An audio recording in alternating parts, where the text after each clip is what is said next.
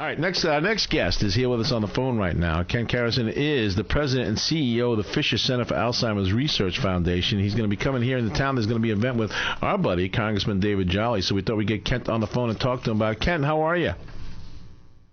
Great. Thank you so much, and I will give you a copy of my book. Okay, good. I appreciate that. That's very good. I appreciate that. Tell us about what the Fisher Center is all about, please. So what we do is we mainly fund the Fisher Center for Alzheimer's Research at Rockefeller University, along with the Karosen Institute and NYU, to provide the cure care of Alzheimer's for patients. And we try to also provide family members with support information so they can take care of their family members. Kent, Alzheimer's cost me one of my grandparents. 9 years he suffered with that disease. It's often referred to as the long goodbye for that reason. It was so debilitating, so difficult to watch him turn into somebody who didn't recognize anybody, who didn't know who we were, who lived in his own mind and fished while he was sitting in my living room and just evaporated into this person we did not know. It's affecting so many lives, and here we are now approaching Alzheimer's Awareness Month. It's very important that we raise awareness for this. It's time to act. It's time to make an impact on this disease right now, isn't it?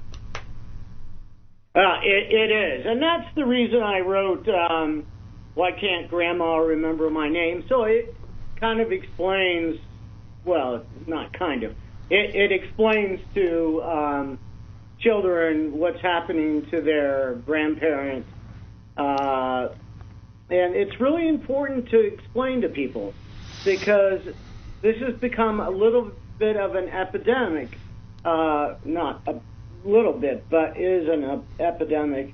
As people live longer, there are more people that are affected by it. Yeah. And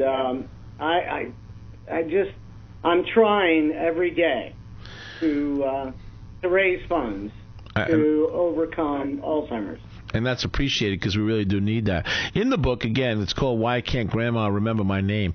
You use artwork that was created by children juxtaposed with artwork that was created by Alzheimer's patients, which shows everybody, and we've had this on the show many times, the power of art therapy for all ages, doesn't it? That was my whole idea when I came up with the book, which is kind of book ending, if you will, life at the beginning and at the end, and I wanted to explain to people that life is life, and that when somebody gets Alzheimer's, we have to be able to put our arms around people and take care of them. So there are 5.3 million people that have Alzheimer's. So if you do the math, it's about 20 million people in America that are affected by Alzheimer's, whether they're a son, a daughter, a husband, whatever. And that's why I wanted to write the book. And again, this continues to increase, this epidemic, if we don't stem the tide now. Where are we going to be with it in 20 years from now or 30 years from now if we don't begin to get some understanding of it? My grandfather went through it when I was in my 20s, so that was, 25, 30 years ago. At that point, nobody knew anything about this disease. At least we can say at this point, Kent, we are starting to get some better understanding of it, of what it's causing it. Maybe not a cure yet, but some of the causes. They call it now type 3 diabetes. It's linked to that. We're at least hitting the fairway in some way in the knowledge of it, and that has to give us hope as towards a cure, right? Well, beta amyloid is the substance that really kind of causes the plaque and tangles within the brain. But to answer your question, by 2050 there should be 16 million people, unless I'm successful at raising enough money to feed the right scientists. And our main scientist is Nobel laureate Paul Greengard. And so if you take 16 million people and you increase that by the family members that are going to be there, it's going to be like 30 million people that are going to be affected by this disease. And that's why I want to raise funds and solve the problem. And so all royalties from the book, Why Can't Grandma Remember My Name, will go to the Fisher Center in its quest to find a cure for the disease. And at the same time, this book is going to raise tons of awareness, especially for the younger generation, so they have a better understanding of the disease, that it's affecting their loved ones. Again, it's a great title for the book, okay? Why Can't Grandma Remember My Name? Because for a young kid, that's the question we all ask. So my grandfather, we didn't understand. Why is he calling me another name? Why doesn't he know who I am? It's great to be able to show them why. It's important. It's really important, Ken. Well, thank you for your compliment. We're just trying to get our hands around raising funds for research. As you might know, 85% of the, or more than 85% of the money that we raise go directly to program expenses. But I do have to tell you, I'm really happy and honored to be with partnered with Congressman Jolly. He's a long-term Alzheimer's research advocate, and we have an event there on November 5th at USF, and we're excited to do that. In addition, David is doing like a whole organization of Alzheimer's disorders, and they'll be doing screenings there as well as my book signing. You know, I spoke to Congressman Jolly's office right before we came on the air today. That's our congressman here in this area. And he was very excited. Their office was thrilled that you were coming on today, because it is something that, from a legislative point of view, we need to put more research into it. We need to get people more into it and get to come out together, to be you and him together, and get some people showcasing how important this is.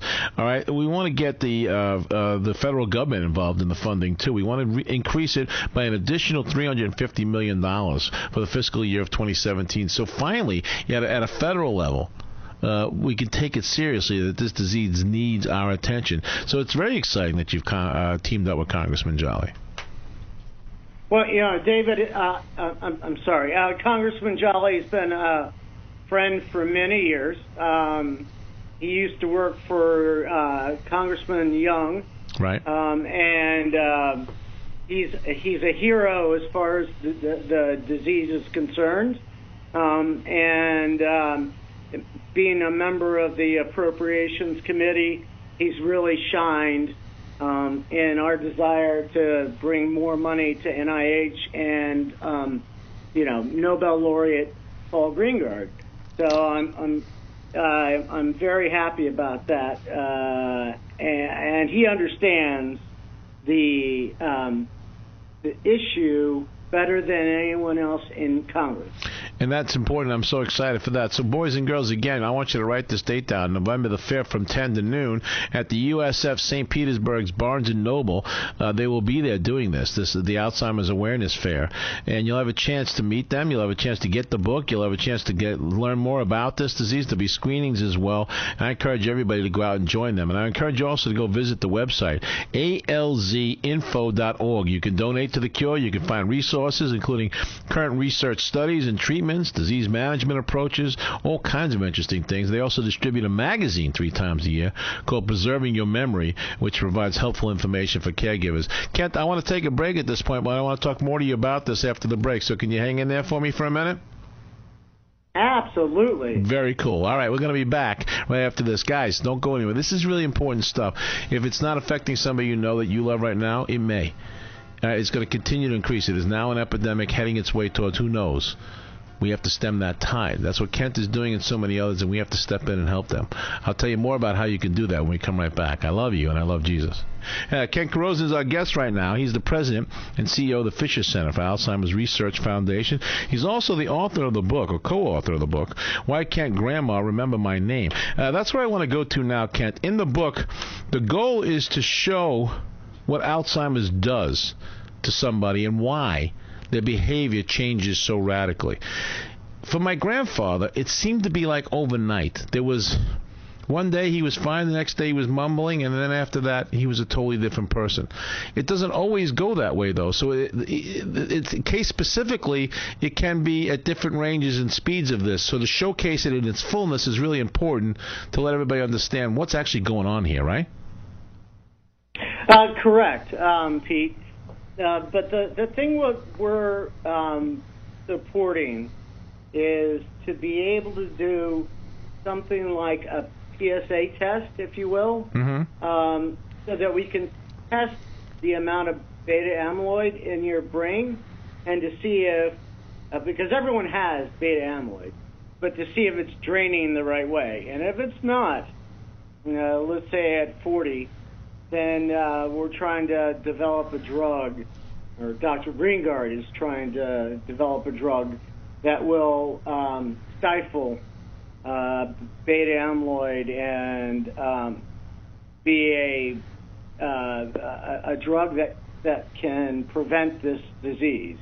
Because once the disease goes on and your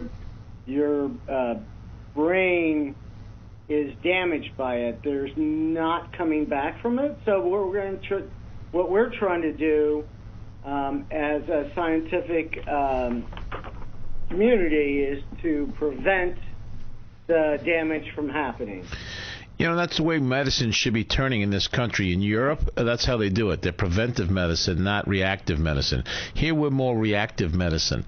All right. In Japan, they smoke and drink at a 25% higher rate than we do, yet they live longer than we do because they're preventive medicine instead of reactive medicine. So we need to get out in front of these things. If it's going to affect you at 50, 60, 70, then at 30 and the 40s, we need to be taking that test, especially if it's in your genetic line, and getting out in front of it and being proactive about being preventive in the cases of Alzheimer's, right? No, that's exactly what we're trying to do, Pete. And I hope that my book explains to people that are going through the disease like you did with your grandfather. But I'm also trying to expand the footprint of Alzheimer's so that we can throw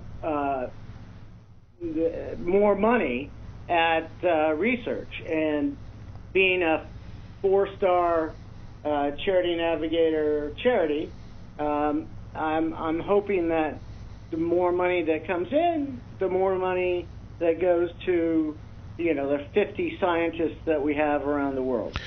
I really wish there was a book like this when we were going through it. My brothers and sisters and I, my parents, we wound up not talking about it at all because nobody can make sense out of it. And there was divides within the family, I think. I think our relationships amongst ourselves suffered because nobody wanted to talk about Grandpa. Nobody could deal with it. And it wound up really affecting my mom, it was her father, an awful lot. I don't think she's still recovered from it some 25-odd years later because it was such an unknown, so frightening, so debilitating to all of us to watch this strong, amazingly caring man become somebody we did not recognize. So again, for families going through this, which is a lot, they're now 5 million. And by 2050, if something isn't done a cure, we could be looking at 16 million people that have this disease.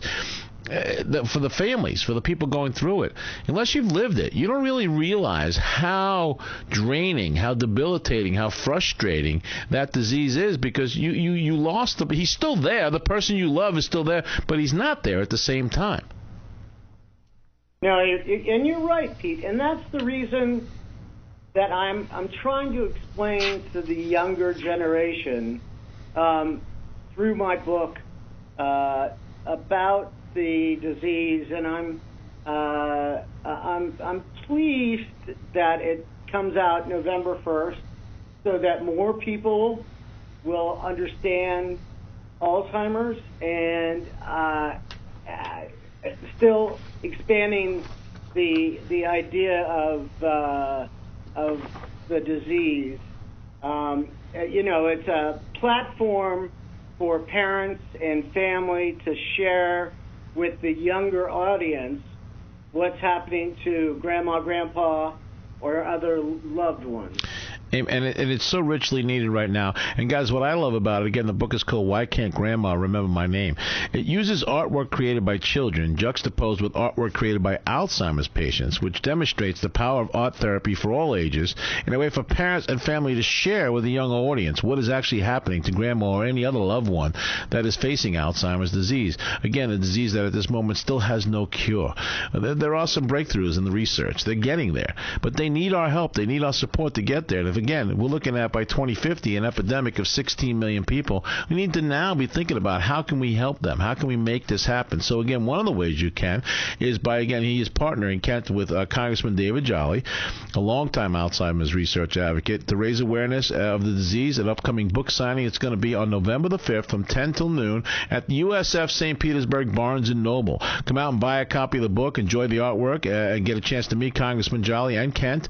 You'll have a chance to also hear more about it, get more awareness from this, and understand it better. Another way that you can help is by going to their website, alzinfo.org. Donate for the cure. Find some of the resources that you might need if somebody you know is going through it. Research studies, treatments, a disease management approach, and also subscribe to the magazine, which is put out 3 times a year, called Preserving Your Memory, which provides helpful information for caregivers.